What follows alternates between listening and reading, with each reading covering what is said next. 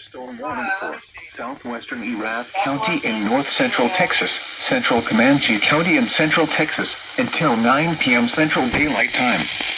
At 7:58 p.m. Central Daylight Time, a severe thunderstorm was located near May, or 14 miles northwest of Comanche, moving northeast at 35 miles per hour. Hazard: golf ball-sized hail and 60 miles per hour wind gusts. Source: radar indicated. Intact, people and animals. FWD is going crazy. Expect hail damage to roofs, siding, windows, and vehicles. Expect wind damage to roofs, siding, and trees. This severe thunderstorm will be near De Leon around 8:25 p.m. Central Daylight Time. Other locations impacted by this severe thunderstorm include Harbin, Sydney, Lingoville, Duster, Bunyan, Downing, Common, Rucker, Van Dyke, and Edie. For your protection, get inside a sturdy structure and stay away from windows.